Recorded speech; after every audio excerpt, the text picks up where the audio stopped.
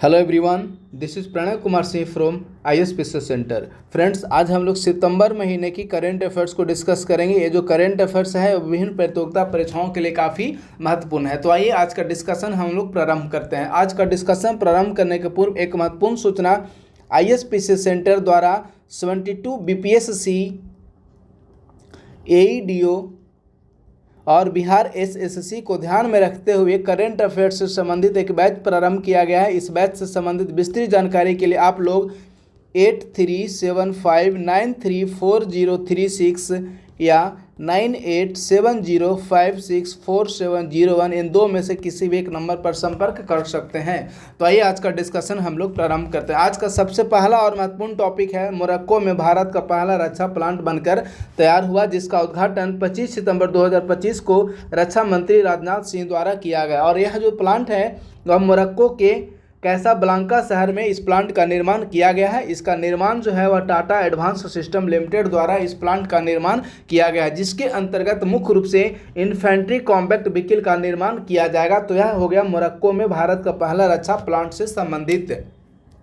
Next और काफ़ी महत्वपूर्ण फैक्ट्स है जो कि नेपाल से संबंधित है। आप सारे लोग जानते होंगे कि पिछले कुछ दिनों में नेपाल में जैन जी का विरोध प्रदर्शन बड़े पैमाने पर देखने को मिला। उस विरोध प्रदर्शन के उपरांत नेपाल की जो तत्कालीन सरकार KP शर्मा ओली की जो सरकार थी उन्हें रिजाइन देना पड़ा। तदुपरांत एक नए अंतरिम सरकार का गठन किया गया, जिसने नेपाल में जैन जी विरोध प्रदर्शन की जाँच के लिए एक समिति आयोग का गठन किया है। इस आयोग में टोटल 3 सदस्यों की नियुक्ति की गई है, यानी कि टोटल 3 सदस्यीय यह आयोग होगा, जिसके अध्यक्ष बनाए गए हैं सुप्रीम कोर्ट के पूर्व न्यायाधीश गौरी बहादुर कार्की को। इसमें 2 अन्य सदस्य के रूप में पूर्व अतिरिक्त पुलिस महानिरीक्षक ज्ञानरंजन शर्मा और दूसरे सदस्य के रूप में कानूनी विशेषज्ञ विश्वेश्वर प्रसाद भंडारी की नियुक्ति की गई है। और इस समिति से आशा किया गया है कि 3 महीने के अंतर्गत यह समिति जो है वह अपनी रिपोर्ट सौंप देगी। तो यह जो फैक्ट्स है वह बहुत ही महत्वपूर्ण है।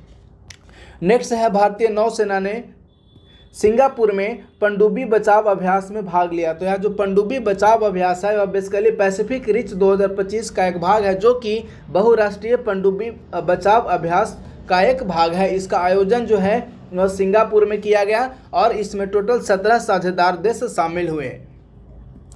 नेक्स्ट फैक्ट्स की बात करते हैं। तो नेक्स्ट फैक्ट्स हैं, अंतर्राष्ट्रीय समुद्र तल प्राधिकरण अन्वेषण समझौता। तो हाल ही में भारत ने अंतर्राष्ट्रीय समुद्र तल प्राधिकरण के साथ एक समझौता किया गया है, जो समझौता किया है जिसकी अनुमानित अवधि जो है वह 15 वर्ष अनुमानित की गई। इस समझौते का जो मुख्य उद्देश्य है कि हिंद महासागर में भारत द्वारा पॉलीमेटेलिक सल्फाइड के अन्वेषण के लिए यह समझौता ज्ञापन पर हस्ताक्षर किया गया है। और इसके अंतर्गत मुख्य रूप से जो भारत है वह हिंद महासागर में तांबा, जस्ता, सोना और चांदी आदि का खनन करेगा। अब देखिए, यदि हम भारत की बात करें तो भारत जो है वह पॉलीमेटेलिक सल्फाइड के लिए 2 ISA अनुबंध प्राप्त करने वाला विश्व का पहला देश बन गया है। तो यह हो गया ISA से संबंधित काफ़ी महत्वपूर्ण फैक्ट्स है। नेक्स्ट फैक्ट्स है, प्रधानमंत्री ने राजा चार्ल्स के विशेष उपहार कदम के पौधे का रोपण किया है अपने निवास 7 लोक कल्याण मार्ग प्रधानमंत्री आवास नई दिल्ली में। यह जो कदम का पौधा है वह बेसिकली यूनाइटेड किंगडम की यात्रा जब भारतीय प्रधानमंत्री द्वारा की गई थी, तो ऐसी स्थिति में यूनाइटेड किंगडम के जो राजा हैं चार्ल्स तृतीय द्वारा यह कदम के पौधा भारतीय प्रधानमंत्री को प्रदान किया गया था। उसी उपरांत तदुपरांत भारतीय जो प्रधानमंत्री हैं उन्होंने भी अपने ब्रिटेन यात्रा के दौरान राजा चार्ल्स को सोनोमा पेड़ उपहार स्वरूप प्रदान किया था। तो राजा चार्ल्स तृतीय द्वारा भारतीय प्रधानमंत्री को कदम का पेड़ प्रदान किया गया, वहीं भारतीय प्रधानमंत्री द्वारा राजा चार्ल्स तृतीय को सोनोमा का पेड़ प्रदान किया गया। तो 1 लाइनर एग्जाम के लिए जो दोनों फैक्ट्स हैं वह काफ़ी महत्वपूर्ण है। सपोज यदि प्रश्न पूछ लिया जाता है कि हाल ही में भारतीय प्रधानमंत्री द्वारा अपनी ब्रिटेन यात्रा के दौरान ब्रिटिश राजा चार्ल्स तृतीय को किस पेड़ प्रदान किया गया था, तो ऐसा संबंध में यदि प्रश्न आते हैं तो इसका आंसर हो जाएगा सोनोमा। चलिए नेक्स्ट है, भारत अंतर्राष्ट्रीय ध्यान सम्मेलन 2025। तो इस सम्मेलन का आयोजन नई दिल्ली के भारत मंडपम में किया गया है, जिसका यदि इस सम्मेलन के हम महत्व की बात करते हैं तो भारत जो है विश्व का सबसे बड़ा ध्यान सम्मेलन का आयोजन नई दिल्ली के भारत मंडपम में किया है, जिसमें कि प्रतिभागी के रूप में किसान, वैश्विक खरीदार एवं अन्य हितधारक शामिल हुए। इस आयोजन का जो मुख्य उद्देश्य है व धान की विविधता, गुणवत्ता मानक और B2B संपर्क को सशक्त करना। तो यह हो गया भारत अंतर्राष्ट्रीय धान सम्मेलन। देखिए, यदि देखा जाए तो इससे संबंधित जो प्रश्न बनने की संभावना, मुख्य रूप से एक ही प्रश्न बन सकता है कि भारत अंतर्राष्ट्रीय धान सम्मेलन का जो आयोजन है वह कहाँ किया गया। तो सपोज इस प्रकार के यदि प्रश्न पूछे जाते हैं तो इसका आयोजन जो है वह नई दिल्ली के भारत मंडपम में किया गया है। नेक्स्ट फैक्ट्स की बात करें तो है विश्व स्पीड स्केटिंग चैंपियनशिप 2025। इसका जो आयोजन है वह चीन में किया गया। भारत के आनंद कुमार बेल कुमार ने इसमें स्वर्ण पदक जीते हैं। इसके अलावा यदि एक और उपलब्धि की बात करें तो भारत जो है वह पहले स्पीड स्केटिंग विश्व चैंपियन बना। सबसे बड़ी बात है कि भारत अभी तक का पहली बार जो है वह स्पीड स्केटिंग विश्व चैंपियन से सम्मानित हुआ है। नेक्स्ट फैक्ट्स है पुर्तगाल ने ब्रिटेन, कनाडा और ऑस्ट्रेलिया की तरह फिलिस्तीन को मान्यता देने वाले देशों की सूची में शामिल हो गया है और फ्रांस जो है वह पहला यूरोपीय देश बना जिसने कि फिलिस्तीन को आधिकारिक मान्यता प्रदान किया। फिलिस्तीन के उपरांत फ्रांस के उपरांत ब्रिटेन, कनाडा और ऑस्ट्रेलिया आदि देशों ने भी फिलिस्तीन को आधिकारिक मान्यता प्रदान किए। नेक्स्ट फैक्ट्स की बात करते हैं तो नेक्स्ट फैक्ट्स है डिजिटल नोमैड देशों की वैश्विक रैंकिंग जारी की गई है। यह जो रिपोर्ट है वह ग्लोबल सिटीजन सॉल्यूशन नामक संस्था द्वारा जारी किया गया है। इसमें प्रथम स्थान स्पेन को प्राप्त हुआ है और भारत की जो रैंकिंग है वह 38वां स्थान भारत को प्राप्त हुआ है। जबकि भारत का यदि कुल स्कोर की बात करें तो भारत का कुल स्कोर 84.85 है। तो यह हो गया डिजिटल नोमैड देशों की वैश्विक रैंकिंग। सपोज यदि प्रश्न पूछ लिए जाते हैं कि हाल ही में डिजिटल नोमैड देशों की वैश्विक रैंकिंग के संबंध में निम्न में से कौन सा कथन सत्य है, जिसमें यदि इस प्रकार से प्रश्न पूछे जाते हैं तो आपको काफ़ी सतर्क होकर इसका आंसर निकालने होंगे। यदि भारत की सूचकांकों की बात करें तो इकोनॉमिक्स इंडेक्स में भारत जो है वह प्रथम स्थान प्राप्त किया है। जबकि सिटीजनशिप एवं मोबिलिटी इंडेक्स में भारत 5वां स्थान प्राप्त किया है। प्रोसीजर इंडेक्स के रूप में भारत 23वां स्थान प्राप्त किया है और टैक्स ऑप्टिमाइजेशन इंडेक्स के रूप में भारत 52वां स्थान प्राप्त किया है। जबकि क्वालिटी ऑफ लाइफ इंडेक्स के रूप में भारत को 39वां स्थान प्राप्त हुआ। लेकिन यदि समग्र रूप से भारत की रैंकिंग की बात करें कि समग्र रूप से भारत की रैंकिंग इस इंडेक्स में कितना है, तो भारत की जो रैंकिंग है वह समग्र रूप से 38वां स्थान प्राप्त हुआ है भारत को। जबकि यदि स्कोर की बात करें तो 84.85 स्कोर भारत को समग्र रूप से प्राप्त हुआ है। पहले स्थान पर स्पेन पहला स्थान प्राप्त किया है। चलिए नेक्स्ट फैक्ट्स की बात करते हैं तो नेक्स्ट फैक्ट्स है जस्टिस DY चंद्रचूड़। तो हाल ही में सुप्रीम कोर्ट के पूर्व मुख्य न्यायाधीश जस्टिस DY चंद्रचूड़ द्वारा एक पुस्तक प्रकाशित की गई है। उस पुस्तक का नाम है व्हाई द कॉन्स्टिट्यूशन मैटर। जिस प्रकार से भारत के विदेश मंत्री S जयशंकर की पुस्तक है व्हाई इंडिया मैटर्स, ध्यान दीजिएगा, विदेश मंत्री S जयशंकर की पुस्तक है व्हाई इंडिया मैटर्स, उसी प्रकार से DY चंद्रचूड़ की पुस्तक का नाम है व्हाई द कॉन्स्टिट्यूशन मैटर्स। ध्यान दीजिएगा, काफ़ी महत्वपूर्ण फैक्ट्स है। नेक्स्ट है भारत इंटरपोल एशियन समिति का सदस्य निर्वाचित हुआ। तो भारत जो है वह 25वीं एशियन रीजनल कॉन्फ्रेंस में इंटरपोल एशियन समिति का सदस्य निर्वाचित हुआ। इस सम्मेलन में भारत की तरफ से सेंट्रल ब्यूरो ऑफ इन्वेस्टिगेशन अर्थात केंद्रीय अन्वेषण ब्यूरो भाग लिया। इसका सम्मेलन जो है वह सिंगापुर में आयोजन किया गया। नेक्स्ट है राष्ट्रीय ई गवर्नेंस पुरस्कार 2025 में ग्राम पंचायतों को सम्मानित किया गया। जिसमें यदि कुछ महत्वपूर्ण फैक्ट्स की बात करते हैं तो सबसे पहला और महत्वपूर्ण फैक्ट्स है कि यह जो सम्मेलन है अपनी प्रकार का 28वां राष्ट्रीय ई गवर्नेंस सम्मेलन है जिसका आयोजन आंध्र प्रदेश के विशाखापट्टनम में किया गया। इस सम्मेलन की थीम है विकसित भारत, सिविल सेवा और डिजिटल रूपांतरण। जबकि यदि पुरस्कार प्राप्त करने वाले पंचायतों की बात करें तो गोल्डन अवार्ड के रूप में स्वर्ण पुरस्कार प्रदान किया गया है महाराष्ट्र के धुले जिले के रोहिणी ग्राम पंचायत को, रजत पुरस्कार के रूप में त्रिपुरा के बेस्ट मजलिसपुर ग्राम पंचायत को और ज्यूरी पुरस्कार के रूप में गुजरात के सूरत जिले के पलसाना ग्राम पंचायत को और ज्यूरी पुरस्कार सेकंड के रूप में ओडिशा के सुआकाटी ग्राम पंचायत को यह पुरस्कार प्रदान किया गया। पुरस्कार स्वरूप स्वर्ण पुरस्कार प्राप्त करने वाले पंचायत को 10 लाख, रजत पुरस्कार वाले को 5 लाख और ज्यूरी पुरस्कार प्राप्त करने वाले को एक प्रोत्साहन राशि प्रदान की गई है। नेक्स्ट फैक्ट्स है 28वां राष्ट्रीय ई शासन सम्मेलन। देखिए 28वां राष्ट्रीय ई शासन सम्मेलन का आयोजन अभी मैंने बताया कि आंध्र प्रदेश के विशाखापट्टनम में किया गया है 22 से 23 सितंबर 2025 के मध्य, जिसका थीम है विकसित भारत, सिविल सेवा एवं डिजिटल परिवर्तन। नेक्स्ट फैक्ट की बात करते हैं तो पटना हाईकोर्ट के चीफ जस्टिस बने हैं पवन कुमार भीमप्पा बंजत्री, पटना हाईकोर्ट के नए चीफ जस्टिस यानी कि मुख्य न्यायाधीश बने हैं। नेक्स्ट फैक्ट्स है भारत ग्रीस पहला द्विपक्षीय नौसैनिक अभ्यास। तो भारत एवं ग्रीस के मध्य पहला द्विपक्षीय नौसैनिक समुद्री अभ्यास का आयोजन किया गया। इसका जो आयोजन स्थल है वह भूमध्य सागर में, भारत एवं ग्रीस के मध्य पहला नौसैनिक समुद्री अभ्यास का आयोजन भूमध्य सागर में किया गया। तो यह जो फैक्ट्स काफ़ी महत्वपूर्ण है एग्जाम के दृष्टिकोण से, क्योंकि भारत एवं ग्रीस के मध्य पहली बार समुद्री मेरीन एक्सरसाइज का आयोजन किया गया है। नेक्स्ट फैक्ट्स है स्टार्टअप कॉन्क्लेव 2025। तो स्टार्टअप कॉन्क्लेव 2025 का आयोजन गुजरात के गांधीनगर के महात्मा मंदिर में किया गया है। नेक्स्ट फैक्ट्स की बात करें तो है साइन लैंग्वेज डे 2025। देखिए इसका जो आयोजन है वह Indian sign language research and training centre द्वारा नई दिल्ली में किया गया 23 सितंबर 2025 को। 23 सितंबर को बेसिकली अंतर्राष्ट्रीय साइन लैंग्वेज डे मनाया जाता है। इसकी घोषणा संयुक्त राष्ट्र संघ द्वारा की गई थी। वर्ष 2025 का जो थीम है वह no human rights without sign language rights, इसका थीम रखा गया है। नेक्स्ट फैक्ट्स है आयुर्वेद दिवस अब प्रत्येक वर्ष 23 सितंबर को आयुर्वेद दिवस मनाया जाएगा। पूर्व में यह जो आयुर्वेद दिवस है वह दीपावली के अवसर पर जो धनतेरस पर्व मनाया जाता है उसी दिन पूर्व में आयुर्वेद दिवस मनाया जाता था, लेकिन वर्ष 2025 ईस्वी में यह निर्धारित किया गया कि अब प्रत्येक वर्ष 23 सितंबर को राष्ट्रीय आयुर्वेद दिवस मनाया जाएगा। तो पहली बार जो आयुर्वेद दिवस है वह गोवा में अखिल भारतीय आयुर्वेद संस्थान में मनाया गया 23 सितंबर को। चलिए नेक्स्ट फैक्ट्स जोरावर टैंक से संबंधित है। यह जो जोरावर टैंक है भारत का पहला स्वदेशी हल्का बख्तरबंद टैंक जोरावर है। यह जोरावर टैंक से संबंधित पूर्व में बीपीएससी द्वारा प्रश्न पूछे जा चुके हैं अपने प्रारंभिक परीक्षाओं में। तो ध्यान दीजिए यह जो जोरावर टैंक है वह भारत का पहला स्वदेशी हल्का बख्तरबंद टैंक है, जिसका निर्माण पहाड़ी एवं दुर्गम इलाकों में सेना के लिए किया गया है। इसका निर्माण बेसिकली डीआरडीओ एवं लार्सन एंड टर्बो नामक प्राइवेट कंपनी द्वारा मिलकर किया गया है। बेसिकली यह जो जोरावर है इसका नामकरण जोरावर सिंह कलहुरिया के नाम पर किया गया है।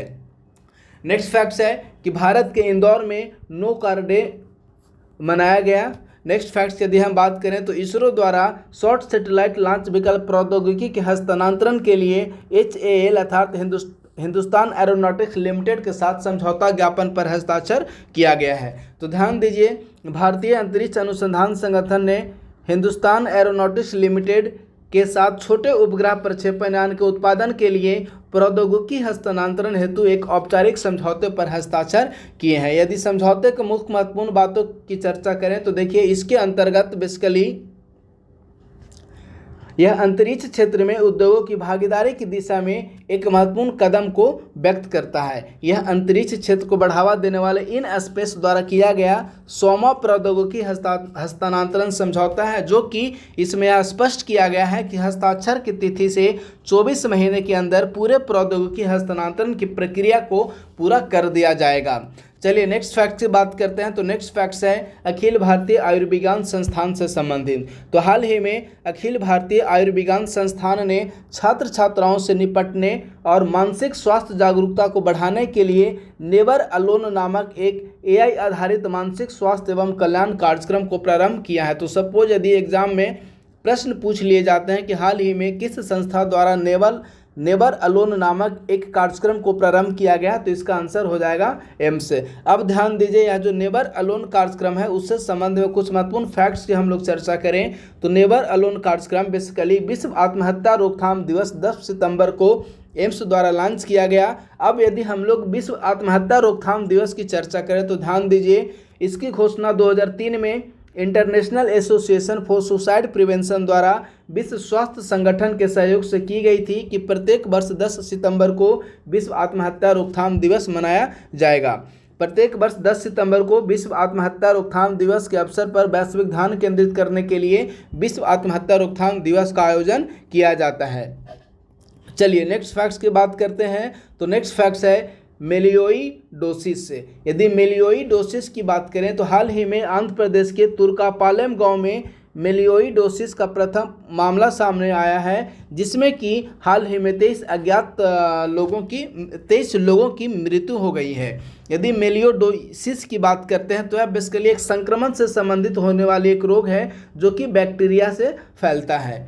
नेक्स्ट फैक्ट्स की बात करते हैं तो हाल ही में भारतीय आयुर्विज्ञान अनुसंधान परिषद ने अपनी बहुचरणीय मलेरिया वैक्सीन एडफाल्सीवैक्स, ध्यान दीजिए, भारत की पहली मलेरिया वैक्सीन का नाम है एडफाल्सीवैक्स के लिए 5 फार्मास्यूटिकल कंपनियों को गैर विशेषाधिकार अधिकार प्रदान किया है। तो सपोज यदि प्रश्न पूछ लिए जाते हैं कि हाल ही में भारत द्वारा निर्मित मलेरिया वैक्सीन का क्या नाम है, तो भारत की पहली मलेरिया वैक्सीन है एडफाल्सीवैक्स।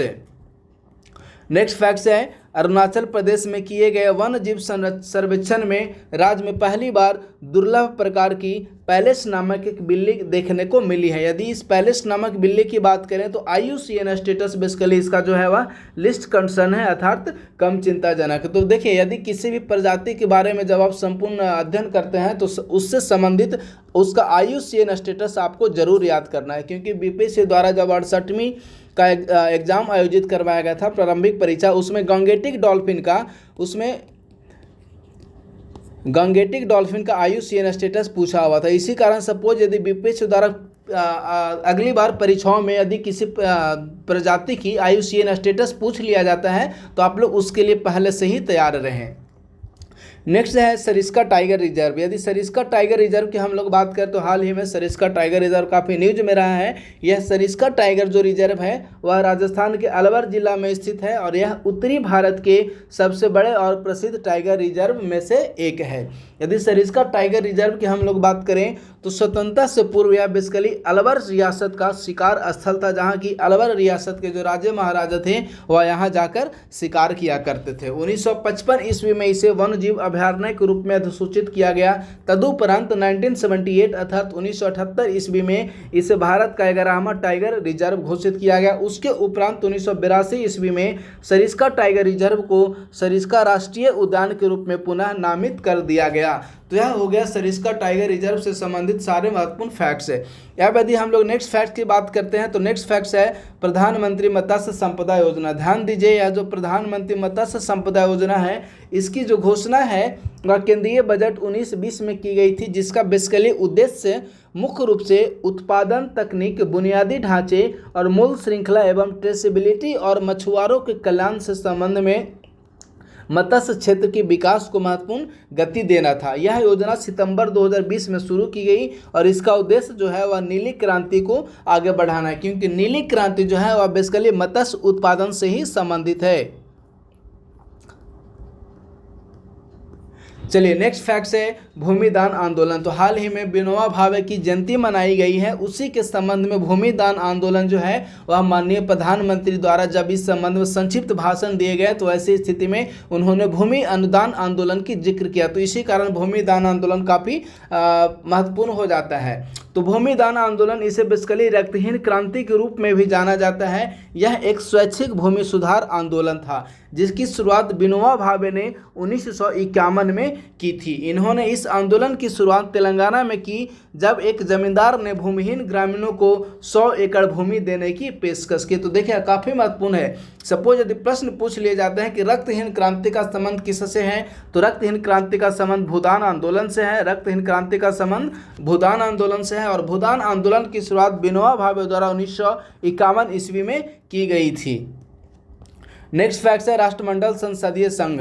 तो ध्यान दीजिए, राष्ट्रमंडल संसदीय संघ की यदि बात किया जाए तो लोकसभा अध्यक्ष ओम बिरला ने बेंगलुरु में राष्ट्रमंडल संसदीय संघ भारत क्षेत्र के 11वें सम्मेलन का उद्घाटन किया। अब यदि हम लोग राष्ट्रमंडल संसदीय संघ की बात करें तो सबसे महत्वपूर्ण फैक्ट यह है कि राष्ट्रमंडल संसदीय संघ की स्थापना 1911 ईस्वी में एम्पायर पार्लियामेंट्री एसोसिएशन के रूप में की गई थी और 1948 ईस्वी में अर्थात 1948 ईस्वी में इसका नाम परिवर्तित कर कॉमनवेल्थ पार्लियामेंट्री एसोसिएशन यानी कि राष्ट्रमंडल संसदीय संघ कर दिया गया। इसका जो उद्देश्य है वह राष्ट्रमंडल देशों के राष्ट्रीय, राज्य, प्रांतीय एवं क्षेत्रीय संसदों का एक स्वैच्छिक संघ के रूप में इसका कार्य करना है। इसका मुख्यालय यूनाइटेड किंगडम के लंदन में है। इसमें वर्तमान समय में 55 राष्ट्रमंडल देशों की 180 से अधिक विधायिका इसके वर्तमान समय में सदस्य हैं। भारत जो है वह स्वतंत्रता के पश्चात से ही राष्ट्रमंडल संसदीय संघ का सदस्य बना हुआ है। नेक्स्ट और काफ़ी महत्वपूर्ण फैक्ट्स है कि हाल ही में केंद्रीय गृह मंत्री ने फास्ट ट्रैक इमिग्रेशन विश्वसनीय यात्री कार्यक्रम के अंतर्गत बेसिकली 5 अतिरिक्त हवाई अड्डों जिनमें कि लखनऊ, तिरुवनंतपुरम, तिरुचिरापल्ली, कोझिकोड और अमृतसर, इन 5 हवाई अड्डों को इस इमिग्रेशन विश्वसनीय यात्री कार्यक्रम के रूप में शामिल किया गया है। अब यदि हम लोग फास्ट ट्रैक इमिग्रेशन विश्वसनीय यात्री कार्यक्रम की बात करें तो इसकी जो शुरुआत है वो बेसिकली जुलाई 2024 में नई दिल्ली के इंदिरा गांधी अंतर्राष्ट्रीय हवाई अड्डे पर की गई थी और बाद में इसका लक्ष्य निर्धारित किया गया था कि इसे अन्य हवाई अड्डों पर भी इसका विस्तार किया जाएगा। यह जो है वह अमेरिका के ग्लोबल एंट्री प्रोग्राम से प्रेरित है, जिसका उद्देश्य भारतीय नागरिकों और OCI कार्डधारकों के लिए इमिग्रेशन प्रक्रिया को तीव्र और सरल बनाना है। नेक्स्ट फैक्ट की बात करें तो वह है Ayush medical value travel summit 2024। इसका जो आयोजन है वह मुंबई में global synergy in Ayush transforming health and wellness through medical value travel theme के साथ किया गया। देखिए, Ayush medical value travel summit का जो आयोजन है वह मुंबई में किया गया। अब सपोज यदि इससे संबंधित इसका थीम पूछ लेता है कि इसका थीम क्या है, तो इसका थीम है global synergy in Ayush transforming health and wellness through medical value travel इसका थीम है। नेक्स्ट फैक्ट की बात करते हैं तो वह है छत्तीसगढ़ के वरन बापारा वन्यजीव अभयारण्य में 2 जंगली भैंसों के बछड़ों का जन्म हुआ। देखिए, यह जो जंगली भैंस हैं ये भारत में विलुप्त हो गए हैं, लेकिन संकटग्रस्त प्रजाति है, भारत में विलुप्त होने के कगार पर है। लेकिन ऐसी स्थिति में जब 2 जंगली भैंसों के बछड़ों का जन्म हुआ है तो यह उम्मीद व्यक्त की जा रही है कि फिर से इस प्रजाति को विलुप्त होने से बचाया जा सकेगा। यह जो अभयारण्य है वह छत्तीसगढ़ के रायपुर जिला में स्थित है, जो कि बाल्मीडी और जोंक नामक 2 नदियों से घिरा हुआ है। भारतीय जंगली भैंस छत्तीसगढ़ का राज्य पशु भी है और यह भारतीय उपमहाद्वीप और दक्षिण पूर्व एशिया का एक बड़ा बोवाइन प्रजाति है। ध्यान दीजिए, यह जो जंगली भैंस है वह बोवाइन प्रजाति का भाग है। नेक्स्ट फैक्ट्स है कि श्रम और रोजगार मंत्रालय ने बाल और किशोर श्रम अधिनियम 1986 को लागू करने के लिए, ध्यान दीजिए, पेंसिल पोर्टल को लॉन्च किया है। तो सपोज यदि प्रश्न पूछ लिए जाते हैं कि हाल ही में पेंसिल पोर्टल को किसके द्वारा लॉन्च किया गया, तो श्रम और रोजगार मंत्रालय द्वारा। लेकिन सबसे महत्वपूर्ण और जो हिडन फैक्ट्स है इसके अंतर्गत कि पेंसिल पोर्टल के निम्नलिखित में से 5 घटक है। सपोज यदि प्रश्न पूछ लिए जाते हैं कि पेंसिल योजना को कितने घटक हैं, तो पेंसिल पोर्टल के टोटल 5 घटक हैं, जिनमें पहला है केंद्र सरकार, दूसरा राज्य सरकार, तीसरा जिला परियोजना सोसाइटी, चौथा बाल ट्रैकिंग सिस्टम और 5वां है शिकायत कोना। तो यह जो पेंसिल पोर्टल है इसके टोटल 5 घटक हैं। नेक्स्ट फैक्ट्स है हॉर्नबिल महोत्सव।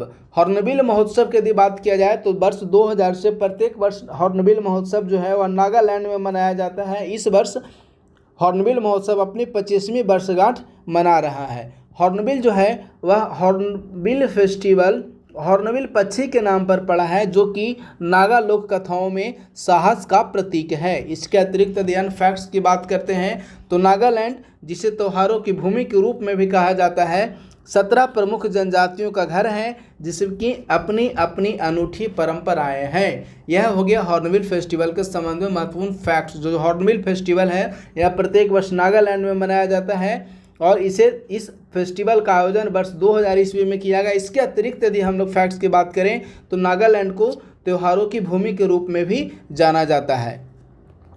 नेक्स्ट फैक्ट्स है नेपाल की अंतरिम प्रधानमंत्री सुशीला कार्की ने देश को संबोधित करते हुए चुनाव के लिए मतदान नियमों में बदलाव की घोषणा की और मतदान की उम्र सीमा को 18 वर्ष से घटाकर 16 वर्ष कर दिया है। तो सपोज यदि प्रश्न पूछ लिए जाते हैं कि हाल ही में किस देश ने मतदान की उम्र सीमा को 18 वर्ष से घटाकर 16 वर्ष कर दिया है, तो इसका आंसर हो जाएगा नेपाल। नेक्स्ट फैक्ट्स है नागालैंड विश्वविद्यालय के 4 संकाय सदस्यों को प्रतिष्ठित विश्व के शीर्ष 2% वैज्ञानिकों की सूची में शामिल किया गया है। तो इसमें जो 4 वैज्ञानिक शामिल हैं, जिनमें professor Ambarish Singh, next professor Joginder Singh, next professor Prabhakar Sharma और नेक्स्ट प्रोफेसर प्रणब कुमार प्रभाकर आदि शामिल हैं। तो यह काफ़ी महत्वपूर्ण फैक्ट्स है। चलिए नेक्स्ट है अल्बानिया ने हाल ही में भ्रष्टाचार से निपटने के लिए एआई मंत्री की नियुक्ति की है। तो यहाँ यह प्रश्न उठते हैं कि आखिर उस एआई मंत्री का नाम क्या है। तो एआई मंत्री का नाम रखा गया है डिजिटल सहायक के रूप में एआई मंत्री का नाम रखा गया है डीएला। ध्यान दीजिए, एआई मंत्री के रूप में डीएला को एआई मंत्री के रूप में शामिल किया गया है। तो नेक्स्ट फैक्ट्स स्टार्ट करने के पूर्व एक महत्वपूर्ण सूचना कि आईएसपीसी सेंटर द्वारा करेंट अफेयर से संबंधित एक बैच उपलब्ध करवाया गया है, जिसके संबंध में विस्तृत जानकारी के लिए आप लोग 8375934036 या 9870564701 पर संपर्क कर सकते हैं। इसके अंतर्गत बेसिकली मुख्य रूप से कई सारे मैगजीन के शॉर्ट नोट्स उपलब्ध करवाया जा रहा है, जिसके अंतर्गत जिसके साथ साथ प्रतियोगिता दर्पण, बिहार स्पेशल करेंट अफेयर्स, इसके अलावा वीकली पीआईबी आदि के नोट्स भी उपलब्ध करवाए जाएंगे। इसके साथ साथ यह जो करंट अफेयर्स डिस्कस किया जा रहा है सितंबर महीने की राष्ट्रीय एवं अंतर्राष्ट्रीय करंट, इसका भी पीडीएफ इस बैच में आप लोग को उपलब्ध करवाया जाएगा। चलिए नेक्स्ट फैक्ट्स की हम लोग बात करें तो नेक्स्ट फैक्ट्स है ज्ञान भारतम पोर्टल। तो ध्यान दीजिए, राष्ट्रीय पांडुलिपि मिशन का उद्देश्य जो है वह भारत की समृद्ध पांडुलिपि विरासत का संरक्षण, प्रलेखन और प्रसार करना है। इसी के अंतर्गत इस मिशन को अब राष्ट्रीय पांडुलिपि मिशन को अब मुख्य रूप से ज्ञान भारतम मिशन के रूप में पुनर्गठित किया गया है, जो कि वर्ष 2024 से 2031 की अवधि के लिए एक केंद्रीय क्षेत्र की योजना के रूप में काम करेगा। अर्थात यह जो ज्ञान भारतम पोर्टल है, जो पूर्व में राष्ट्रीय पांडुलिपि मिशन था, उसका नाम परिवर्तित कर ज्ञान भारतम पोर्टल कर दिया गया और इसकी अवधि है वह वर्ष 2024 से वर्ष 2031 तक के लिए अवधि के रूप में एक centre sponsored scheme CSA centre sponsored scheme के रूप में ज्ञान भारतम पोर्टल को प्रारंभ किया गया है। नेक्स्ट फैक्ट्स है कि केंद्र सरकार ने अफीम की खेती के लिए वार्षिक लाइसेंस नीति की घोषणा की है। इस वार्षिक लाइसेंस नीति की घोषणा के लिए हाल ही में केंद्र सरकार ने मादक द्रव्य और मना प्रभावी पदार्थ नियम 1985 में संशोधन किया। तो देखिए, यह बहुत महत्वपूर्ण प्रश्न है। सपोज यदि प्रश्न पूछ लिए जाते हैं कि हाल ही में किस अधिनियम के अंतर्गत केंद्र सरकार ने अफीम की खेती के लिए वार्षिक लाइसेंस नीति की घोषणा की है, तो इसका आंसर हो जाएगा मादक द्रव्य और मना प्रभावी पदार्थ नियम 1985 अर्थात NDPS रूल्स 1985। चलिए नेक्स्ट फैक्ट्स है अभ्यास सियोम प्रहार। यदि अभ्यास सियोम प्रहार की बात करें तो हाल ही में इंडियन आर्मी ने अरुणाचल प्रदेश में अभ्यास सियोम प्रहार का सफलतापूर्वक समापन किया है। इसमें कि आधुनिक युद्ध में ड्रोन तकनीकी की भूमिका को प्रमाणित किया गया। नेक्स्ट फैक्ट्स है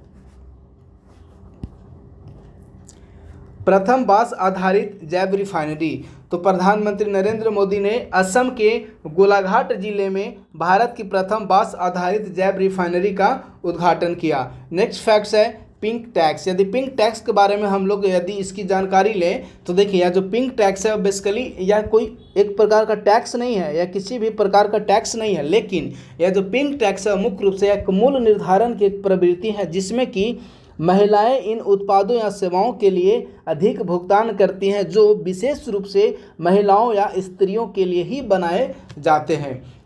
जिनमें कि गुलाबी रंग के खिलौने, hair cut, dry cleaning, razor, shampoo, body lotion, deodorant, चेहरे की देखभाल, त्वचा की देखभाल, सौंदर्य उत्पाद, कपड़े, टी शर्ट, जीन्स, सैलून सेवाएं आदि इन टैक्स से प्रभावित होते हैं। अर्थात महिलाओं के लिए जो वस्त्र उत्पादन किया जाता है उनके ऊपर पिंक टैक्स, वे जो वस्त्र हैं वो पिंक टैक्स से संबंधित हैं।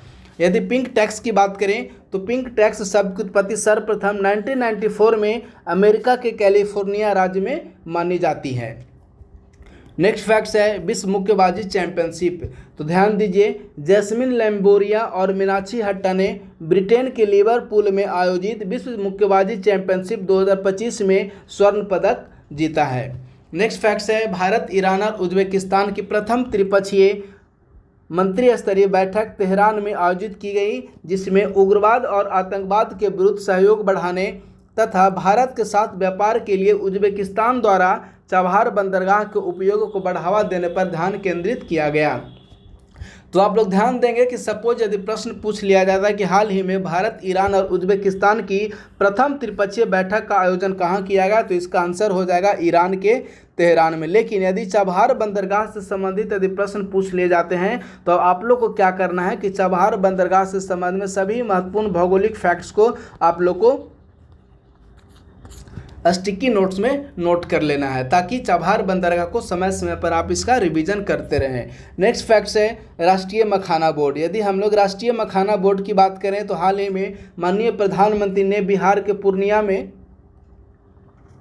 राष्ट्रीय मखाना बोर्ड का शुभारंभ किया और इसके लिए केंद्र सरकार द्वारा 475 करोड़ रुपए की राशि प्रदान की गई है। यदि मखाना की बात करें तो मखाना को वर्ष 2022 ईस्वी में मिथिला मखाना को भौगोलिक संकेतक टैग प्रदान किया गया था। तो मिथिला मखाना को वर्ष 2022 ईस्वी में जीआई टैग प्रदान किया गया है और यह जो जीआई टैग है वह बेसिकली 10 वर्षों के लिए प्रदान किया जाता है। 10 ईयर्स 10 वर्षों के लिए जीआई टैग प्रदान किया जाता है।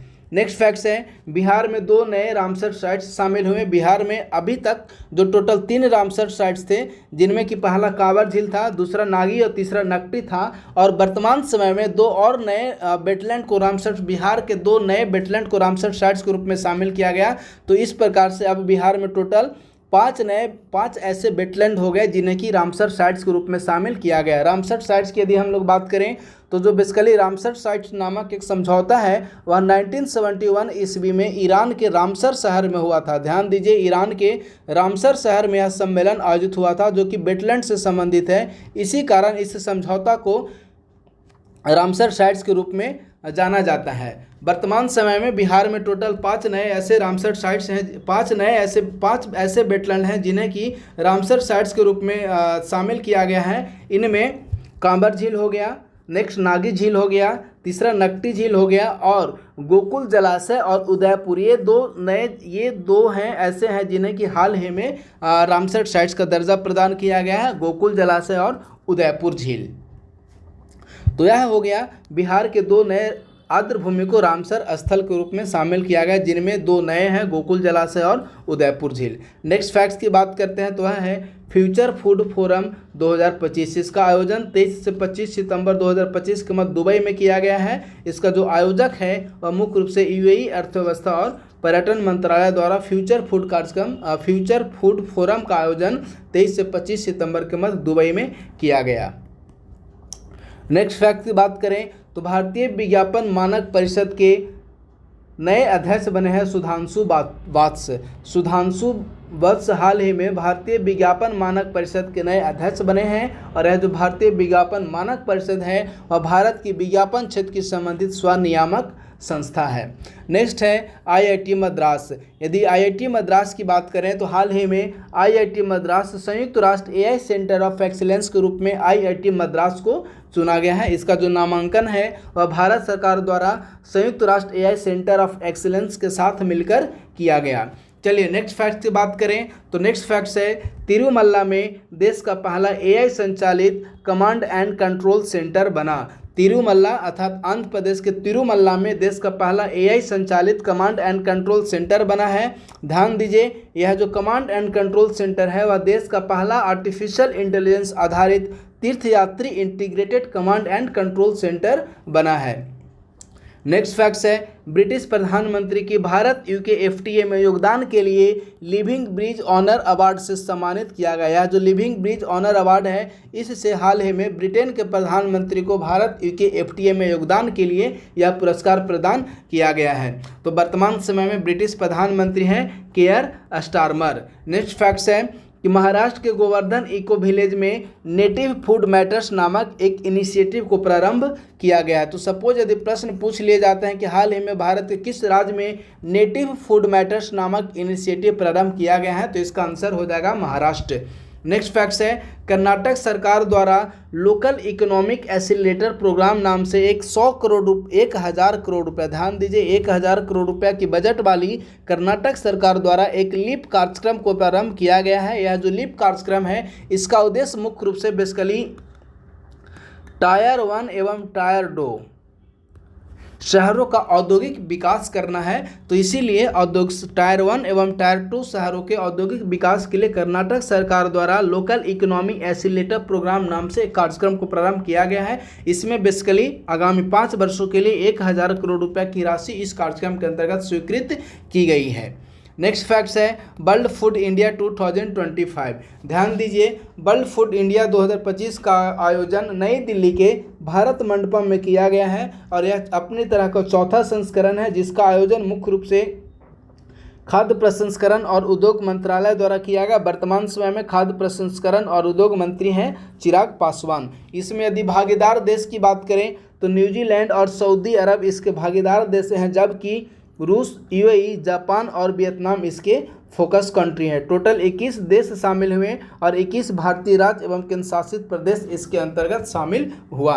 नेक्स्ट फैक्ट्स है, भारत ने औपचारिक रूप से सारनाथ को यूनेस्को विश्व धरोहर सूची 2025-26 चक्र में नामित किया है। अर्थात भारत ने सारनाथ को औपचारिक रूप से यूनेस्को की विश्व धरोहर सूची में शामिल करने के लिए अपनी तरफ से प्रस्ताव दिया है। इसके अंतर्गत आपको बता दें कि भारत सरकार द्वारा यूनेस्को की अमूर्त विरासत सूची में छठ पर्व को भी शामिल करने का प्रयास किया जा रहा है। चलिए यदि सारनाथ के संबंध में कुछ महत्वपूर्ण फैक्ट्स की बात करते हैं तो ध्यान दीजिए यह जो सारनाथ है वह उत्तर प्रदेश के वाराणसी के पास अवस्थित है और इसकी यदि ऐतिहासिक महत्व की बात करें तो बौद्ध धर्म का एक प्रमुख महत्वपूर्ण केंद्र है, जिसमें कि बेसिकली बौद्ध धर्म के 3 महत्वपूर्ण केंद्र हैं। इसके अंतर 4 महत्वपूर्ण केंद्र हैं जिसमें सारनाथ भी एक प्रमुख केंद्र है। यदि हम लोग सारनाथ के संबंध में कुछ अन्य महत्वपूर्ण फैक्ट्स की बात करें तो महात्मा बुद्ध की जब ज्ञान की प्राप्ति बोध गया में हुई थी तो ज्ञान की प्राप्ति के उपरांत महात्मा बुद्ध ने अपना जो पहला उपदेश है वह सारनाथ में ही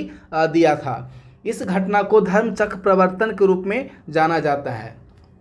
चलिए नेक्स्ट फैक्ट्स है जीनोसाइड के संबंध में। तो देखिए हाल ही में आप लोग काफ़ी न्यूज़ पेपर में या समाचारों में पढ़ते होंगे कि कई लोगों ने या कई विद्वानों ने या कई राजनीतिक विश्लेषकों ने यह आरोप लगाया कि इजराइल द्वारा गाजा में व्यापक स्तर पर नरसंहार किया जा रहा है। ऐसा कई राजनीतिक विश्लेषकों द्वारा यह आरोप लगाया जा रहा है। तो ऐसी स्थिति में जो जीनोसाइड है, नरसंहार को इंग्लिश में कहते हैं जीनोसाइड, ऐसी स्थिति में यह जो जीनोसाइड है वो काफ़ी महत्वपूर्ण, जीनोसाइड शब्द जो है वह काफ़ी महत्वपूर्ण हो जाता है। तो ध्यान दीजिए यह जो जीनोसाइड शब्द है इसके सबसे पहले इस शब्द का जो प्रयोग करता है वह है पुलिस वकील राफेल लेम्किन द्वारा सर्वप्रथम जीनोसाइड शब्द को 1944 ईस्वी में दिया गया था और संयुक्त राष्ट्र संघ ने 1946 ईस्वी में नरसंहार को अर्थात जीनोसाइड को एक अपराध के रूप में पहली बार मान्यता दी और 1948 ईस्वी में नरसंहार सम्मेलन में औपचारिक रूप से इस शब्द को संहिताबद्ध किया गया। तो सपोज यदि प्रश्न पूछ लिए जाते हैं कि हाल ही में चर्चा में रहा जीनोसाइड या नरसंहार शब्द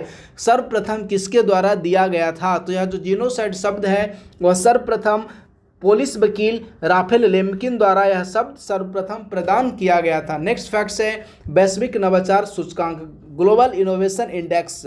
यदि वैश्विक नवाचार सूचकांक की बात करें तो यह अपनी तरह का 18वां संस्करण है जो कि सर्वप्रथम 2007 ईस्वी में इस रिपोर्ट को जारी किया गया था। यदि इस रिपोर्ट के संबंध में कुछ महत्वपूर्ण फैक्ट्स की हम लोग बात करते हैं तो ध्यान दीजिए स्विट्जरलैंड इस रिपोर्ट में लगातार 15वीं बार शीर्ष नवाचार नेता बनाया था। स्विट्जरलैंड को लगातार 15वीं बार प्रथम स्थान प्राप्त हुआ। इसके बाद दूसरे स्थान पर स्वीडन, तीसरे स्थान पर संयुक्त राज्य अमेरिका, चौथे स्थान पर साउथ कोरिया और 5वें स्थान पर सिंगापुर हैं।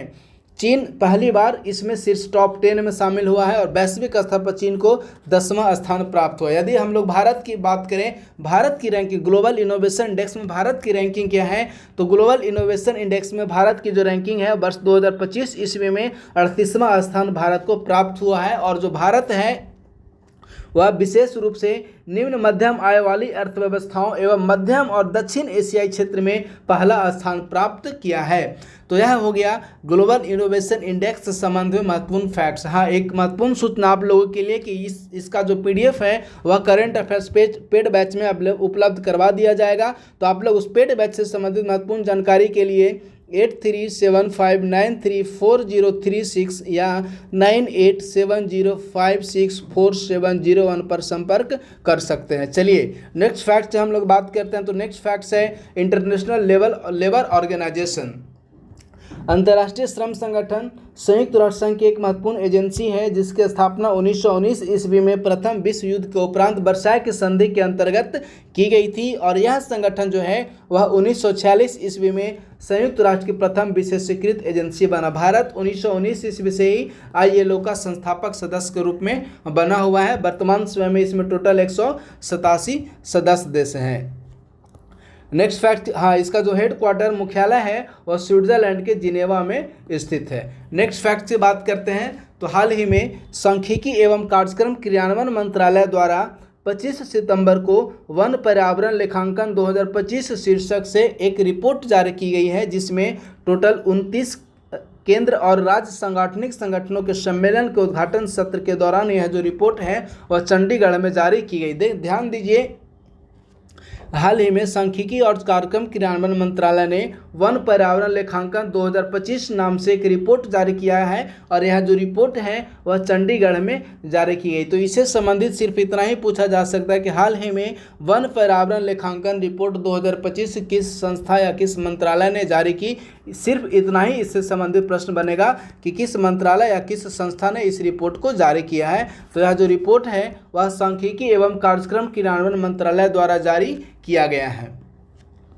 नेक्स्ट फैक्ट की बात करें तो नेक्स्ट फैक्ट्स है international union for conservation of nature ने भारत के पहले डुगोंग संरक्षण रिजर्व को आधिकारिक रूप से मान्यता प्रदान देते हुए एक प्रस्ताव को अपनाया है। अर्थात हाल ही में international union for conservation of nature, जिसे संक्षिप्त में IUCN के रूप में जानते हैं, इसने भारत के पहले डुगोंग संरक्षण रिजर्व को आधिकारिक रूप से मान्यता प्रदान किया है और यह जो डुगोंग संरक्षण रिजर्व है उसे तमिलनाडु सरकार द्वारा वर्ष 2022 ईस्वी में वन्यजीव संरक्षण अधिनियम 1972 के अंतर्गत डुगोंग संरक्षण रिजर्व की स्थापना की गई थी। नेक्स्ट है भारत सरकार के सांख्यिकी और कार्यक्रम क्रियान्वयन मंत्रालय ने चंडीगढ़ में आयोजित केंद्रीय और राज्य सांख्यिकी संगठनों के 29वें सम्मेलन में चिल्ड्रेन इन इंडिया 2025 नाम से एक रिपोर्ट जारी किया गया है। इस रिपोर्ट में यह व्यक्त किया गया है, देखिए, इस चिल्ड्रेन इन इंडिया 2025 रिपोर्ट के संबंध में यदि हम लोग महत्वपूर्ण फैक्ट्स की बात करें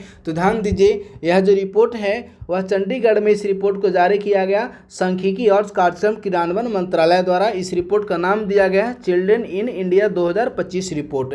इस रिपोर्ट में यह बताया गया है कि भारत में शिशु मृत्यु दर में निरंतर गिरावट दर्ज की गई है, जो कि वर्ष 2011 ईस्वी में शिशु मृत्यु दर जो 44 थी वह वर्ष 2023 ईस्वी में घटकर शिशु मृत्यु दर 25 रह गई है। जबकि यदि हम लोग 5 वर्ष से कम आयु के बच्चों की मृत्यु दर की बात करें तो ध्यान दीजिए, 5 वर्ष से कम आयु के बच्चों की मृत्यु दर भी 2022 के 30 से घटकर 2023 में 29 हो गई है। जन्म दर में भी गिरावट देखने को मिला है। 2023 में राष्ट्रीय स्तर पर जो जन्म दर 18.4 प्रति 1000 जनसंख्या रही, वही ग्रामीण क्षेत्रों में वह 20.3 और शहरी क्षेत्रों में 14.9 दर्ज की गई है। शिक्षा में यदि हम लोग प्रगति की बात करें तो ड्रॉपआउट दर में भी स्पष्ट कमी देखने को मिलता है।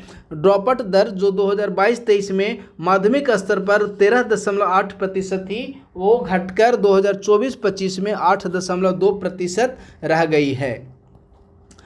चलिए, यह जो चिल्ड्रेन इन इंडिया नामक रिपोर्ट है, इसका पहली बार जो प्रकाशन वर्ष 2008 ईस्वी में किया गया था और जो 2025 ईस्वी में यह रिपोर्ट दर्ज की गई है वह अपनी तरह का चौथा संस्करण है। इस रिपोर्ट में व्यक्त किया गया है कि राष्ट्रीय स्तर पर शिशु मृत्यु दर 2023 में 25 रही, जबकि पुरुषों की मृत्यु दर 26 और महिलाओं की मृत्यु दर 25 आकलित की गई है।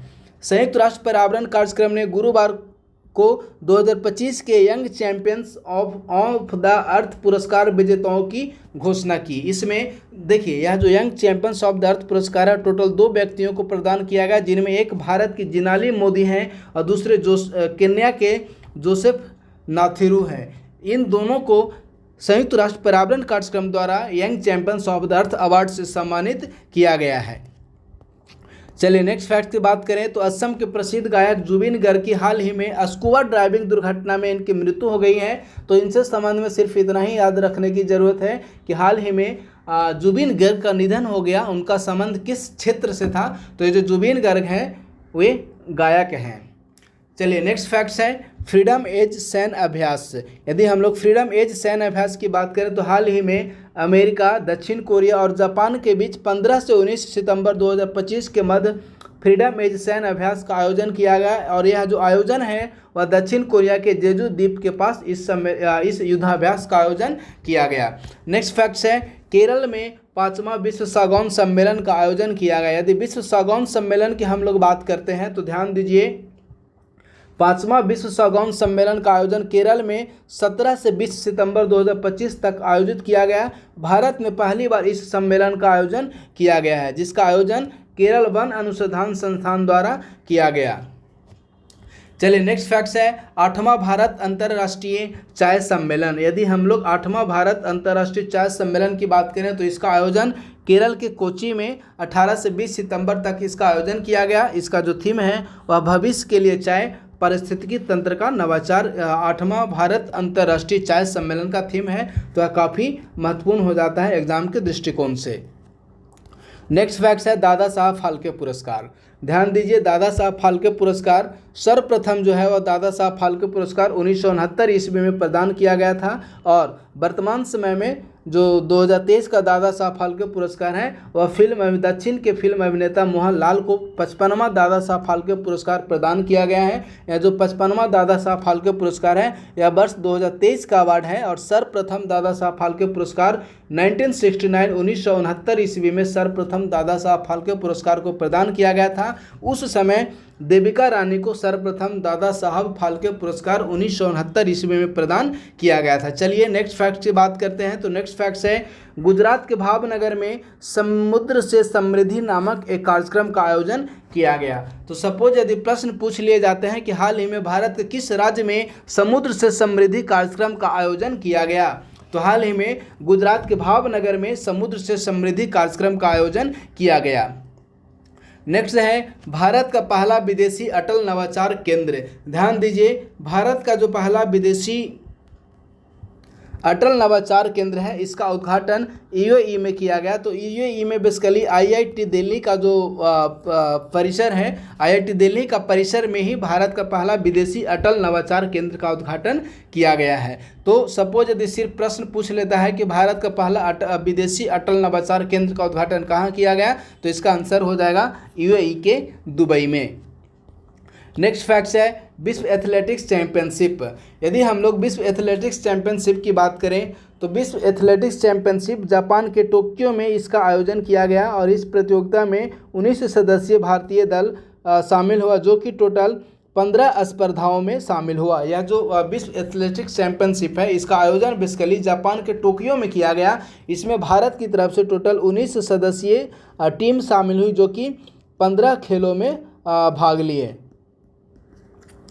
चलिए नेक्स्ट फैक्ट्स की बात करें तो ज्ञान भारतम अंतर्राष्ट्रीय सम्मेलन। ध्यान दीजिए, नई दिल्ली में 11 से 13 सितंबर तक ज्ञान भारतम अंतर्राष्ट्रीय सम्मेलन का आयोजन किया गया। इस यदि ज्ञान भारतम अंतर्राष्ट्रीय सम्मेलन की हम लोग बात करें तो इसका जो थीम है वह पांडुलिपि विरासत के माध्यम से भारत की ज्ञान विरासत को पुनः प्राप्त करना ज्ञान भारतम सम्मेलन का थीम है। ज्ञान भारतम सम्मेलन का आयोजन किया गया नई दिल्ली में। यह पांडुलिपियों के डिजिटलीकरण, संरक्षण और सार्वजनिक पहुंच में तेजी लाने के लिए एक समर्पित डिजिटल प्लेटफॉर्म है। नेक्स्ट फैक्ट्स की हम लोग बात करते हैं तो नेक्स्ट फैक्ट्स है आईएनएस अरावली। ध्यान दीजिए, यह जो आईएनएस अरावली है वह बेसिकली गुरुग्राम में भारतीय नौसेना का एक नया नौसैनिक अड्डे की स्थापना की गई है आईएनएस अरावली के रूप में हरियाणा के गुरुग्राम में। यदि आईएनएस अरावली के आदर्श वाक्य की बात करते हैं तो इसका आदर्श वाक्य है सामुद्रिक सुरक्षाया सहयोगम, जो कि समुद्र में भारतीय नौसेना की ताकत और अहमियत का खुला संदेश नाम से इसका थीम रखा गया है। आईएनएस अरावली में प्रतीक चिन्ह के तौर पर अरावली पर्वत की ताकत का प्रतीक किया गया है, जो कि उगता हुआ सूरज ऊर्जा से भरपूर भविष्य का संदेश व्यक्त करता है। तो इससे संबंधित इतना ही जानने की जरूरत है कि हाल ही में आईएनएस अरावली नामक नौसैनिक अड्डे की स्थापना कहाँ की गई है। तो हाल ही में आईएनएस अरावली नामक नौसैनिक अड्डे की स्थापना हरियाणा के गुरुग्राम में की गई है। नेक्स्ट फैक्ट्स है, नेपाल के पूर्व मुख्य न्यायाधीश सुशीला कार्की को अंतरिम प्रधानमंत्री के रूप में नियुक्त किया गया है। तो नेपाल में पूर्व मुख्य न्यायाधीश सुशीला कार्की को देश के अंतरिम प्रधानमंत्री नियुक्त किया गया है और ये जो हैं इन्हें शपथ राष्ट्रपति रामचंद्र पांडेल ने 12 सितंबर को सुशीला कार्की को अंतरिम प्रधानमंत्री पद की शपथ दिलाई। शपथ ग्रहण समारोह के उपरांत इनका जो शपथ ग्रहण समारोह था और वहाँ के राष्ट्रपति निवास शीतल निवास में सम्मेलन का आयोजन किया गया। 73 वर्षीय सुशीला कार्की नेपाल की राजनीतिक इतिहास में पहली महिला प्रधानमंत्री बनी है। चलिए नेक्स्ट फैक्ट्स की बात करते हैं। तो नेक्स्ट फैक्ट्स है आईएनएस एंड्रोथ पनडुब्बी। यदि हम लोग आईएनएस एंड्रोथ पनडुब्बी की बात करें तो भारतीय नौसेना के बेड़े में एक स्वदेश निर्मित पनडुब्बी रोधी युद्धपोत एंटी सबमरीन वारशिप को शामिल किया गया। इस युद्धपोत का नाम है आईएनएस एंड्रोथ। आईएनएस एंड्रोथ का जो नामकरण है बेसिकली लक्षद्वीप द्वीप समूह के एक द्वीप है एंड्रोथ, उसी के नाम पर इस आईएनएस एंड्रोथ का नामकरण किया गया है। नेक्स्ट फैक्ट्स है विश्व मुक्केबाजी चैंपियनशिप 2025। विश्व मुक्केबाजी चैंपियनशिप 2025 का आयोजन इंग्लैंड के लिवरपूल में किया गया। इस प्रतियोगिता में भारत ने 2 स्वर्ण, 1 रजत और 1 कांस्य पदक के सहित कुल 4 पदक भारत ने जीता है। यदि हम लोग भारतीय पदक विजेता की बात करें तो भारतीय पदक विजेता में मीनाक्षी हुड्डा जो कि स्वर्ण पदक जीते हैं महिलाओं की 48 किलोग्राम वर्ग में। नेक्स्ट है जैस्मिन लैम्बोरिया स्वर्ण पदक जीते हैं महिलाओं की 57 किलोग्राम वर्ग में। देखिए जो किलोग्राम वर्ग है वो काफ़ी महत्वपूर्ण है कि जब बिहार पुलिस अवर सेवा आयोग द्वारा BPSSC द्वारा जब पिछले बार दरोगा का प्रारंभिक परीक्षा आयोजित करवाया गया था तो उसमें इस खेल वर्ग से संबंधित एक प्रश्न पूछ लिया गया था, इसीलिए यह जो सेक्शन है वो काफ़ी महत्वपूर्ण हो जाता है। मीनाक्षी हुड्डा स्वर्ण पदक जीती हैं महिलाओं की 48 किलोग्राम वर्ग में। जैस्मिन लैम्बोरिया स्वर्ण पदक जीती हैं महिलाओं की 57 किलोग्राम वर्ग में। नुपुर सेओरान रजत पदक जीती हैं महिलाओं के 80 किलोग्राम वर्ग में और पूजा रानी कांस्य पदक जीती हैं महिलाओं की 80 किलोग्राम वर्ग में। चलिए नेक्स्ट फैक्ट से बात करते हैं।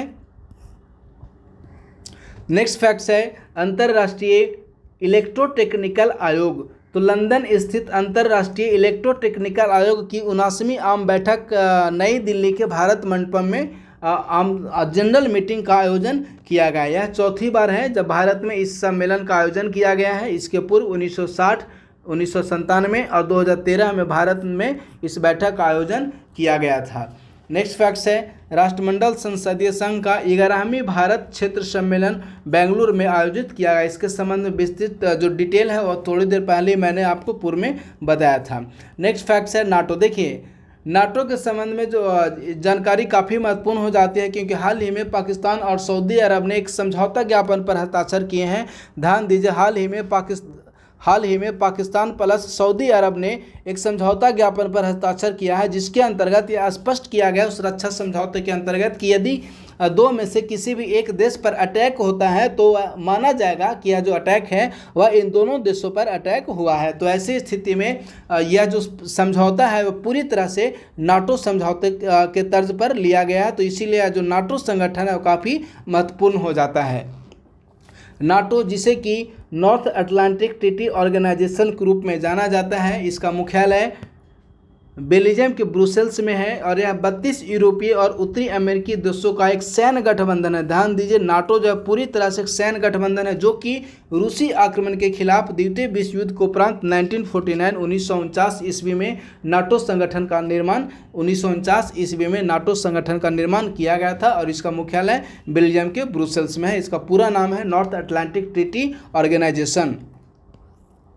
नेक्स्ट फैक्ट्स है, भारतीय महिला ग्रैंड मास्टर वैशाली रमेश बाबू ने उज्बेकिस्तान में फीडे महिला ग्रैंड स्वीट्स का खिताब जीत लिया है। नेक्स्ट फैक्ट्स की यदि हम लोग बात करते हैं तो वह है वैश्विक नवाचार सूचकांक 2025। देखिए, वैश्विक नवाचार सूचकांक बेसिकली विश्व बौद्धिक संपदा अधिकार संगठन WIPO ने 16 सितंबर को वर्ष 2025 का वैश्विक नवाचार सूचकांक जारी किया है। इसमें स्विट्जरलैंड पहला स्थान प्राप्त किया है, उसके उपरांत दूसरा स्थान स्वीडन, तीसरा संयुक्त राज्य अमेरिका प्राप्त किया है। चीन ने पहली बार 10वां स्थान प्राप्त किया है। और यदि भारत की हम लोग बात करते हैं तो भारत वर्ष 2025 में इस रिपोर्ट में 38वां स्थान प्राप्त किया है। चलिए नेक्स्ट फैक्ट्स की हम लोग बात करते हैं तो नेक्स्ट और काफ़ी महत्वपूर्ण फैक्ट्स है कि हाल ही में भारत के 7 नए प्राकृतिक धरोहर स्थलों को यूनेस्को की विश्व धरोहर स्थल की संभावित सूची में शामिल किया गया है। अब भारत में स्थलों की संख्या जो है वह 62 से बढ़कर 69 हो गई है। इन 7 सूची में महाराष्ट्र के पंचगनी और महाबलेश्वर स्थित डेक्कन ट्रैप, नेक्स्ट है कर्नाटक के सेंट मैरी द्वीप समूह की भूवैज्ञानिक विस्तार, नेक्स्ट मेघालय की गुफाएं, नागा हिल, आंध्र प्रदेश की एरामट्टी डिब्बालू, तिरुमाला पहाड़ियाँ और केरल की बरकला चट्टानें को शामिल किया गया है। नेक्स्ट है सिरारा खोंग हथेई मिर्च महोत्सव। यह जो सिरारा खोंग हथेई मिर्च महोत्सव है इसका आयोजन मणिपुर में किया गया। यह इतना ही इससे संबंधित महत्वपूर्ण फैक्ट्स हैं कि हाल ही में आयोजित किए गए सिरारा खोंग हथेई मिर्च महोत्सव का आयोजन कहाँ किया गया। सपोज यदि इस टाइप से प्रश्न पूछ लिए जाते हैं कि इस फेस्टिवल का आयोजन कहाँ किया गया तो इसका आंसर हो जाएगा मणिपुर। चलिए नेक्स्ट फैक्ट्स की यदि बात करें तो नेक्स्ट फैक्ट्स है cold desert biosphere reserve UNESCO के विश्व बायोस्फीयर रिजर्व नेटवर्क में शामिल हुआ। यह किस राज्य में स्थित है तो यह हिमाचल प्रदेश राज्य में स्थित है। किस राज्य में? हिमाचल प्रदेश राज्य में स्थित है। नेक्स्ट फैक्ट्स की यदि बात करें तो नेक्स्ट फैक्ट्स है एशिया कप 2025 में MVP का अवार्ड किसने जीता तो कुलदीप यादव ने जीता। एशिया कप 2025 में प्लेयर ऑफ द टूर्नामेंट का अवार्ड किस भारतीय ने जीता? अभिषेक शर्मा ने जीता। हाल ही में शिरीष चंद्र मुर्मू को भारतीय रिजर्व बैंक का उप गवर्नर डिप्टी गवर्नर नियुक्त किया गया है। डिप्टी गवर्नर के रूप में शिरीष चंद्र मुर्मू का कार्यकाल बेसिकली 3 वर्ष का होगा और ये वर्तमान में RBI के कार्यकारी निदेशक के रूप में सेवा दे रहे थे जो कि राजेश्वर राव का स्थान लेंगे। अर्थात ये जो शिरीष चंद्र मुर्मू हैं ये वर्तमान में RBI में कार्यकारी निदेशक के रूप में शामिल राजेश्वर राव का स्थान लेंगे और शिरीष चंद्र मुर्मू को हाल ही में RBI का डिप्टी गवर्नर नियुक्त किया गया है। नेक्स्ट फैक्ट्स है आयुष मंत्रालय ने भारत का पहला integrative oncology research and care centre all India institute of Ayurveda Goa के धारगल में उद्घाटन किया। अर्थात ये जो फैक्ट्स है वह कह रहा है कि हाल ही में भारत का पहला integrative oncology research and care centre का उद्घाटन गोवा के all India institute of Ayurveda में किया गया। नेक्स्ट फैक्ट्स है रक्षा अनुसंधान और विकास संगठन को स्वदेशी रणनीतिक प्रौद्योगिकियों में योगदान के लिए बिजनेस चेंज मेकर अवार्ड में change maker of the year award से सम्मानित किया गया रक्षा अनुसंधान और विकास संगठन अर्थात DRDO को। इसके साथ ही अजीज प्रेमजी फाउंडेशन की शिक्षा और स्वास्थ्य सेवा के क्षेत्र में व्यापक कार्य के लिए आइकॉनिक चेंज मेकर पुरस्कार से सम्मानित किया गया अजीज प्रेमजी फाउंडेशन को और change maker of the year award से सम्मानित किया गया DRDO को स्वदेशी रणनीतिक प्रौद्योगिकियों में योगदान के लिए। चलिए नेक्स्ट फैक्ट्स है हाल ही में BCCI ने अपनी नई नेतृत्व टीम का गठन किया है जिसमें अध्यक्ष के रूप में मिथुन मिन्हास BCCI के नए अध्यक्ष बने हैं जबकि उपाध्यक्ष बने हैं राजीव शुक्ला। नेक्स्ट फैक्ट्स है सचिव के रूप में देवजीत सैकिया सचिव बने हैं और रघुराम भट्ट इसके कोषाध्यक्ष बने हैं और प्रभतेज सिंह भाटिया को संयुक्त सचिव नियुक्त किया गया है।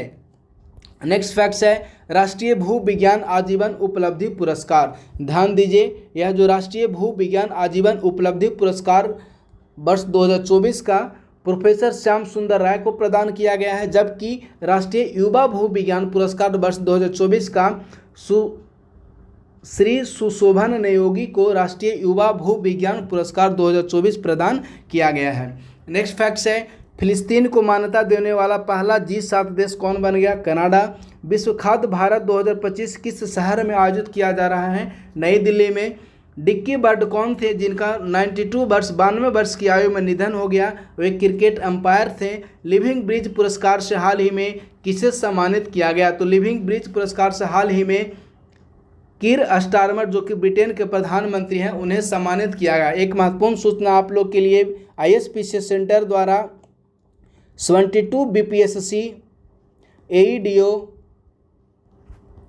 बिहार SSC आदि को ध्यान में रखते हुए करेंट अफेयर्स से संबंधित एक बैच उपलब्ध कराया गया है। इस बैच से संबंधित विस्तृत जानकारी के लिए आप लोग 8375934036 या 9870564701 पर संपर्क कर सकते हैं। नेक्स्ट फैक्ट्स है, मुख्य विज्ञान सलाहकार गोलमेज सम्मेलन 2025 का आयोजन भारत के किस शहर में किया गया? तो भारत के प्रिटोरिया शहर में किया गया। नेक्स्ट फैक्ट्स है, विज्ञान शिखर सम्मेलन 2025 का आयोजन न्यूयॉर्क में किया गया।